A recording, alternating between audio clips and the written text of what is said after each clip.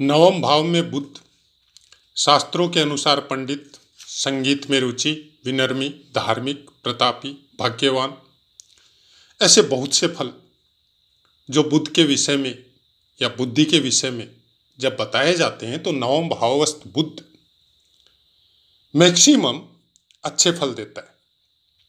लेकिन साथ में आपको ये देखना पड़ेगा कि नवम भाव में राशि कौन सी है, या किसी ग्रह से पीड़ित है या नहीं है, और गुरुदेव किस स्थान पे विराजमान है, और कहाँ से किस तरह की दृष्टि कौन से स्थान पे दे रहे हैं।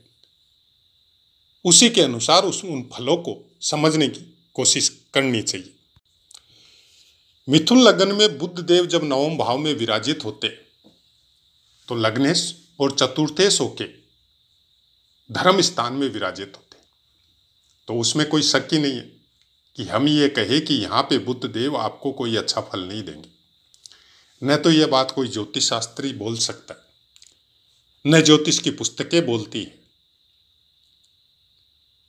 और हर तरह के अच्छे जितने भी आप राजयोग लगाना चाहो यहाँ पे लगा सकते। हम कभी राजयोग के सूत्रों की बातें या राजयोग या दुर्योग से संबंधित कोई बातें हम कभी नहीं, बहुत कम हमारा चांस रहता है कि हम ये सब बात बोलें। हम केवल उस चीज को समझाने की कोशिश करते हैं जिन सूत्रों से जो चीजें राजयोग या दुर्योग बनती है और जिन भावों में बनती है, उन भावों को समझिए, उस ग्रह को समझिए, और पर्टिकुलर उन नक्षत्रों को समझने की कोशिश कीजिए। नक्षत्रों के विषय में जितने पाठ हमने दिए उतने तो शायद ग्रहों के विषय में भी हमने अभी तक नहीं प्रोवाइड करवाए आपको। अथाह समुद्र है और बहुत लंबी यात्रा है, बहुत दूर तक जाना है, और जितना जीवन भगवान ने दिया है उसके अनुसार पाठ भी आपको मिलते रहेंगे। लेकिन आप कितना समझेंगे यह आपके अपने ऊपर निर्भर है। कितना समय हम लोग सोशल मीडिया पे निकालते हैं और कितने समय तक हम लोग वो चीज़ें सुनते हैं जो चीज़ें हम लोगों को जीवन में या अपनी जो जीवन की यात्रा है उसमें हम लोगों को हेल्प करती। वर्तमान समय कुछ ऐसा ही है, चाहे किसी भी ज्ञान को या किसी भी सेक्टर को उठा के देख लीजिए। सबसे पहले यूट्यूब पे ये सर्च करता है वीडियो बनाने वाला कि ट्रेंड क्या चल रहा है, तो जिस ट्रेंड के वीडियो चल रहे हैं उसी ट्रेंड के, चाहे वो शब्दों का चुनाव कैसा भी करे, चाहे किस तरह भी करे, उसका मेन मोटिव ये रहता है कि सामने वाला कितना देर इसको देखता है, कितना लाइक आता है और कितने आदमियों तक व्यू होता है। उसको कोई मतलब नहीं है वो सही जानकारी दे रहा है, उसको कोई मतलब नहीं है उसका असर सामने वाले पे क्या होता है। उसको मतलब केवल इतना है कि हमारे शब्द आपको अच्छे लगे, हमारी बातें आपको अच्छी लगे, वो चाहे तथ्यों से कितना भी परे हो, वो कोई भी सेक्टर का हो सकता है, चाहे वो ज्योतिष हो चाहे किसी और सेक्टर में हो। हर आदमी जो भी चैनल चलाता है वो यही देखता है। हमारे जैसे कुछ अपवाद हो सकते हैं और उस अपवाद का ही कारण है कि व्यू भी नहीं आते, सब्सक्राइब भी नहीं आते। कोई टेंशन नहीं है, हम शुरू में ही बोला है यह बात कि न तो हमारा ये मकसद है कि आपसे कुछ पैसा अर्निंग करें, न हमारा इस चैनल के द्वारा ये मकसद था कि हम अपने फ़ोन नंबर दें, आपकी कुंडली देखें, फिर जो भी फीस के स्वरूप में मिलता है उसको ग्रहण करें। ना, न तो हमने कोई फ़ोन नंबर दिया है, न कोई कॉन्टेक्ट है हमारा। कोशिश ये करते हैं कि जो चीज़ या जो जिसको आप कुछ भी बोल लो, चाहे पढ़ी है और समय है और पता भी चला, पहले तो पता भी नहीं था ये सब कैसे अपलोड होता है, कैसे क्या बोल के करना पड़ता है। शुरू के आप वीडियो देखेंगे तो हो सकता है आपको भी लगे कि मतलब कुछ भी समझ में नहीं आ रहा हो, साउंड में भी प्रॉब्लम मिल सकती। कुछ इसी तरह से कोशिश कर रहे हैं कि थोड़ा साउंड आप तक ठीक जाए। हालांकि हम वीडियो बनाने वाली वो श्रेणी में हम नहीं है और न हमारा ऐसा कोई मोटिव है। हमारा केवल इतना ही कहना है कि ज्योतिष के विषय में जो सही जानकारी प्राप्त करनी है तो सही शब्दों का या सही पुस्तकों का चुनाव करना और उसके बाद में सही ज्ञान को प्राप्त करना ये बहुत जरूरी है। जब तक भ्रम में रहेंगे ये ज्योतिष के सूत्र आपको पूरी तरह भ्रमित करते रहेंगे। जब सूत्र समझ में नहीं आए तो कुछ देर ध्यान मुद्रा लगा के अपने आप को स्थिर करके बैठिए और खुद से पूछिए कि वह सूत्र सही है पुस्तक में लिखा हुआ, या फिर जो सुन रहा है वो सही है। तो जवाब खुद को भी मिलता है, ऐसा बात नहीं है नहीं मिलता है, क्योंकि कोई ये पहला जन्म नहीं है। बहुत से जन्मों के द्वारा इंसान दिन पर दिन प्रगति या अवनति या दुर्गति प्राप्त करते हुए वापस मनुष्य लोक में आता है, और किसी जन्म में उसका ज्योतिष या ज्योतिषी से भी पाला पड़ा हुआ रहता है। ऐसी बात नहीं है कि वो किसी भी जन्म में कभी ज्योतिष से, क्योंकि ज्योतिष के चैनल वही देखते हैं या ज्योतिष से रुचि वही लोग रखते हैं जो किसी जन्म में वो ज्ञान प्राप्त किया है या उसके निकट रहे हैं। तो छुपा हुआ तो खुद के अंदर ही है। अब उसको जागृत कैसा करना है, यह नवम स्थान के बुद्ध देव बताते हैं। क्योंकि नवम स्थान में जब बुद्ध देव बैठते हैं आपकी, खासकर मिथुन लगन वालों के लिए, तो आपकी बुद्धि बहुत तीव्र गति से दौड़ती है। जिस भी सेक्टर में जाएंगे, जिस भी लाइन में जाएंगे, उस चीज को तुरंत समझने की प्रवृत्ति यहां पे धर्मानुकूल आचरण करते हुए प्राप्त होती है। ऐसी बात नहीं है कोई भी आचरण कर लेगा, किसी के भी द्वारा कोई भी स्थिति में उस चीज को प्राप्त करने की कोशिश करेगा ना, कभी नहीं करेगा। कोई भी ग्रह, चाहे वो क्रूर हो, पापी हो, कैसा भी हो, जब त्रिकोण में बैठता है, पंचम और नवम में बैठता है, वो बहुत कुछ अपनी क्रूरता और अपने बुरे कर्मों को या बुरे वचनों को छोड़ने की कोशिश करता है। क्योंकि ये दो स्थान कुछ ऐसे ही है। धर्म त्रिकोण बोला जाता है लग्न पंचम और नवम को। और प्रायकर अगर आपके नक्षत्र नवमांश अनुसार मनुष्य या देव जैसे नक्षत्र नवमांश में हो, तो फिर उस ग्रह का प्रभाव बहुत ही ज्यादा अच्छा होता है और उस ग्रह से संबंधित आपको अच्छी चीजें प्राप्त होती है। कोई एक दिन के लिए नहीं है। बुद्ध देव अपनी दशा महादशा का एक अलग महत्व है, लेकिन बहुत तीव्र गति से जब गोचर करते हैं सूर्य के समान, तो आपके फलों को भी निरंतर शुरू से लेके अंत तक आपको देने के लिए पावर भी रखते हैं। हर समय आप देखिएगा आपकी बुद्धि के अंदर हमेशा परिवर्तन होते रहता है, चाहे कोई वीडियो सुनने के बाद, चाहे किसी पुस्तक को पढ़ने के बाद, चाहे किसी से वाद विवाद या तर्क वितर्क करते समय। बुद्धि में जो परिवर्तन होता है उसका काम है बुद्ध देव, या उसका कारण है बुद्ध देव। नवम स्थान में जब ये बैठते हैं तो पौराणिक ग्रंथों का अध्ययन करना, ज्योतिष से संबंधित ज्ञान को प्राप्त करने की दिशा में जाना, बहुत उच्च स्तर की पढ़ाई करना, फिर भी अपने संस्कारों को नहीं छोड़ना, अपने धर्म के प्रति जागृत होना, ये अच्छे बुद्ध की निशानी। जैसा कि हमने बहुत से पाठों में बुद्ध देव के विषय में बताया कि बुद्ध देव और चंद्र देव ग्रह दशा या दृष्टि या अपने आचरण के ऊपर बहुत कुछ निर्भर है, अच्छा और बुरा होना।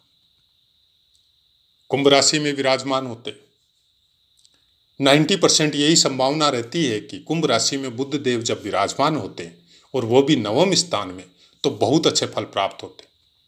पिता के संबंध में हो, भाग्य के संबंध में हो, पराक्रम के संबंध में हो। लेकिन अगर कारणवश हम लोगों ने ही बुद्ध देव को कुछ नेग्लेक्ट करके राहु जनित बीमारी से अगर ग्रस्त हो गए, भ्रम वाले वातावरण में चले गए, या हमारी बात सुनी जा रही है और हमको मान सम्मान मिल रहा है और उसका गलत फायदा उठाने वाली कोशिश में चले गए, तो फिर वो नेगेटिव फल देते हुए जरा भी टाइम नहीं लगाते। बहुत से पाठों में हमने बुद्ध देव और चंद्र देव के विषय में ये बातें बोली है। हो सकता है आपको खराब लगी हो, लेकिन हकीकत यही है। मन और बुद्धि कभी भी स्थिर नहीं रहते। चाहे आप अपने ऊपर आजमा के देख लीजिए कि आज आपका मन कैसा है, 2 घंटे बाद में डिफरेंट मिलेगा। ये कोई गोचर का असर नहीं है। मन में उठने वाली जो अनेक तरह के आपके विचार है, उन विचारों का असर होता है। और वो विचारों को प्रदान करने में बुद्ध देव की असीमित शक्तियां हैं उसके पास। उन विचारों का ही रूप लेके बुद्धि द्वारा वो फिर शब्दों में प्रकट होते हैं, अच्छे हैं बुरे हैं। इसीलिए हम लोगों को बता गया था, हम लोगों के पूर्वजों के द्वारा कुछ चीजों को मना किया गया था, कुछ चीजों को फोर्सफुली अटैच किया गया था लाइफ के साथ कि ये हर हालत में करना है।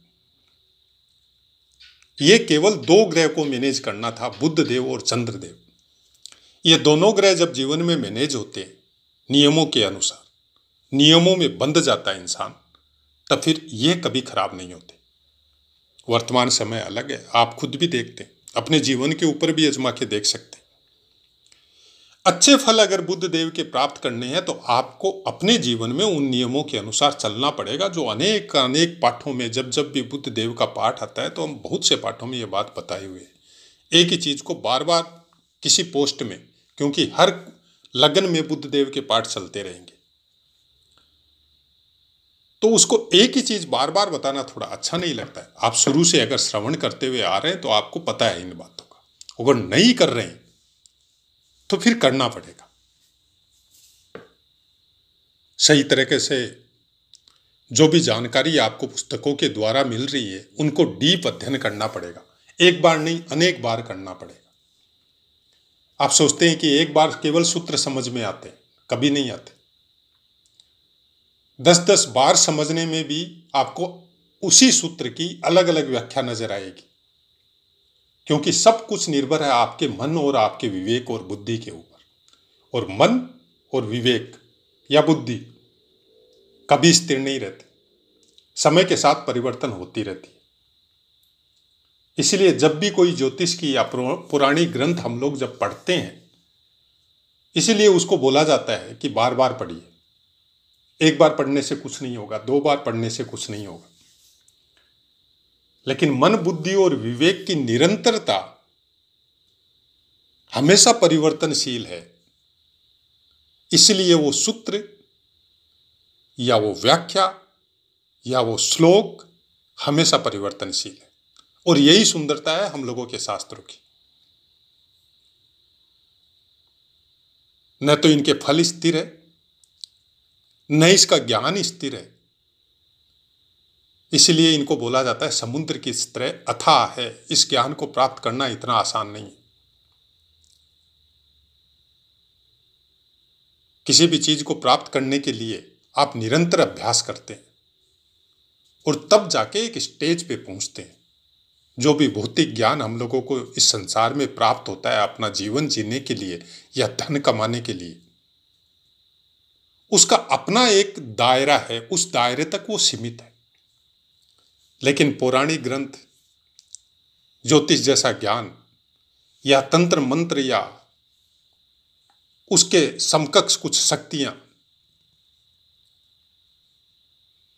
उन सब के रास्ते भिन्न भिन्न है और उनमें हमेशा परिवर्तन होते रहता है।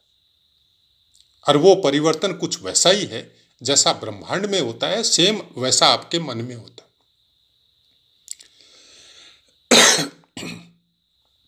आप इन चीजों को कहां तक समझते हैं, किस तरह से समझते हैं, यह हर इंसान की अपनी यात्रा अलग अलग होती है। हम अलग रूप में समझेंगे, आप अलग समझेंगे और तीसरा कोई अलग रूप में समझेगा। जैसे भगवान को जिस तरह का मन होता है उसी तरह की दृष्टि के द्वारा इंसान देखता है। ये बातें हम लोगों के शास्त्रों में लिखी हुई। इसी तरह ज्योतिष को भी समझने का तरीका सबका अपना अलग अलग है। जिसके अंदर जिस तरह की ऊर्जा का रूपांतर हुआ है, कौन कौन से ग्रहों को सबसे ज्यादा कर्मों के अनुसार उसने एक्टिव कर रखा है, उसी अनुसार इस तरह के ज्ञान को वो प्राप्त करता है। भक्ति वाला योग है। बुद्ध देव बहुत अच्छी मात्रा में आपको अपनी अपनी जो पावर है वो देने की कोशिश करता है, क्योंकि सबसे ज्यादा खुश बुद्ध देव भक्ति योग वाले के अंदर होता है। वो उसके विवेक को कभी मरने नहीं देता, चाहे उसकी कुंडली में कितना भी अयोग कारक बैठा हो, फिर भी वो उसको अच्छे फल देने की कोशिश करता है। उसको गलत आचरण या गलत कामों में अपने विवेक के द्वारा कभी नहीं जाने देता। भक्ति योग तब जागृत होगा आदमी का जब उसने अपने कर्मों के द्वारा या अपने नियमों के द्वारा अपने चंद्रमा को ठीक कर लिया। क्योंकि बगैर चंद्रमा ठीक हुए आपका मन कभी भक्ति में नहीं लगेगा। अब किसी ने बोल दिया कि आप हरे चारे का दान करो, आप गणेश जी को भोग लगाओ, आप बुद्ध मंत्र का जाप करो, आपका बुद्ध ठीक हो जाएगा। करो, कोई मना नहीं है, अच्छी बातें। यात्रा में अगर कोई अच्छे कर्म आपको करने के लिए प्रोवाइड करवा रहा है तो आपको करना चाहिए, लेकिन भक्ति की शक्ति से बढ़कर कुछ नहीं है बुद्ध और चंद्रमा को ठीक करने के लिए। ध्यान, धर्म, साधना शनि और गुरु के लिए, वो भी आपको सही मार्ग पे तब मिलेगी जब आपका बुद्ध और चंद्रमा ठीक होगा। जब तक बुद्ध ठीक नहीं होता है तब तक आप ऐसी भाषा सुनने को मिलेंगे, कुछ नहीं होता, ये सब में कुछ नहीं रखा, मेहनत करो। मतलब पूरी तरह शनि से कनेक्टेड आदमी मिलेगा, वो मानेगा ही नहीं इस बात को। उसकी बुद्धि एक सर्कल तक ही सीमित है, वो अपने विवेक को जागृत करने की कोशिश ही नहीं करेगा। और जिसने ऐसी कोशिश की है वो मेहनत भी करेगा और अपने विवेक का उपयोग भी करेगा कि उसको मेहनत कहां करनी। ज्योतिष इसी चीज को समझने में आपकी सहायता करता है, लेकिन सब कुछ ग्रहों के द्वारा आपको प्राप्त हो जाएगा यह बहुत मुश्किल है। उसके लिए कर्तव्य का पालन, आपको अपना नियम जो है उसको फॉलो करना ही पड़ेगा, नहीं तो कुछ नहीं होने वाला। आशा है मित्रों पाठ समझ में आया होगा। नक्षत्रों के विषय में सब पाठों में हमने आपको बताया है, और इसमें भी जो आपको पिक्चर दी जा रही है उसमें नवमांश कितना अंशों पे कैसे आएगा, कुंभ राशि है तो कुंभ राशि के अंतर्गत कौन कौन से नक्षत्र आते हैं वो सब आपको बताया जा रहा है। और हर पाठ में ये सब चीज़ आपको प्रोवाइड इसीलिए करवाई जाती है कि आपको वो चीज़ें आप पढ़ के सुन के उसको दिमाग में पूरी तरह स्थिर हो जाए कि जब भी कुंभ राशि की बात आए तो आपके दिमाग में फट से ये स्क्रीन आ जाए कि कुंभ राशि के अंतर्गत पहले फर्स्ट, तीसरा और चौथा धनिष्ठा नक्षत्र का चरण आएगा जिसका स्वामित्व मंगल देव के पास है। उसके बाद में शतभिषा के चारों चरण आएंगे जिसका स्वामित्व राहु देव के पास है। और उसके बाद में पूर्वा भाद्रपद के 3 चरण आएंगे, पहला, दूसरा और तीसरा, जिसका स्वामित्व गुरुदेव के पास है। तो ये सब चीजें जब याद हो जाती है इंसान को तो वो लगन कुंडली और उसके अंश देखने के साथ साथ समझ जाता है कि ये ग्रह कौन से नवमांश में गए और कौन से नक्षत्र में विराजमान है। तो वो अपनी वाणी को विराम देते हैं, आपसे आज्ञा लेते हैं। जय माता।